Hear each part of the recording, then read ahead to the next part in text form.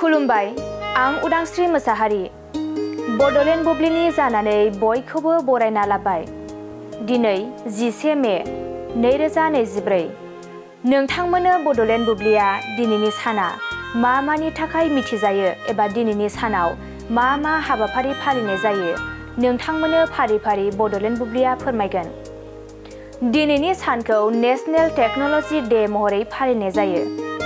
National technology डेखौ बोसोरफ्रोमबो 11 मेआव फालिनाय जायो। बोसोरफ्रोमबो बे सानखौ जोंनि सानफ्रोमबोनि जिउआव बिगियाननि गोनांथार बिफावखौ दिन्थिनो आरो फरायसाफोरखौ जिउ राहानि थाखाय मोनसे सायख'नाय महरै बिगियानखौ सायख'नो आरो थुलुंगा होनो थाखाय बे सानखौ फालिनाय जायो। बेनि अनगायैबो दिनैनि सानखौ world belly dance day, world ego' awareness day आरो सामारसेट डे महरै फालिनाय जायो। नोंथांमोननो बड'लेण्ड बुब्लिया दिनैनि सानाव मा मा हाबाफारिजों मिथिजायो आरो मा मा हाबाफारिखौ फालिनाय जायो फोरमायबाय। गोजोन्थों।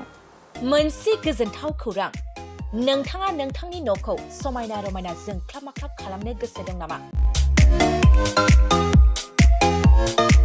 थारैनो नोंथाङा नोंथांनि न'खौ समायना रमायना साजायनो गोसो दंब्ला नोंथांमोननि थाखाय बिजनेस बेन्स प्रडाक्ट्स कम्पानिया गोजोनथाव खौरां लानानै फैदों।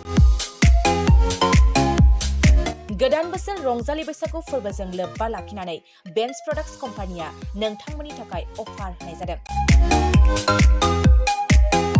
चिरां जिल्ला बेंटल गेट 27 राजा लामानि एबा सिबिथाय लामानि साखाथियाव नोंथांनि न'खौ समायना रमायना खालामनो गोसो जानाय रायजो राजाफोरनि थाखाय बिजनेस बेन्स प्रडाक्ट्सआ लानानै फैदों गोजोनथाव खौरां। पलिग्रेनाइट, WPC एबा PVC, wooden flooring, wallpaper, steel roofing, soffit ceiling बायदि गाबनि न' साजायग्रा खम बेसेनावनो नोंथांमोना बायनानै लांफैनो हागोन। बेनि अनगायैबो नोंथाङा गोबां बाथ्रा मिथिनो थाखाय नैबे 8474015053 जानबुं नम्बरनि गेजेरजों नोंथाङा फन खालामनानै मिथिनो हागोन।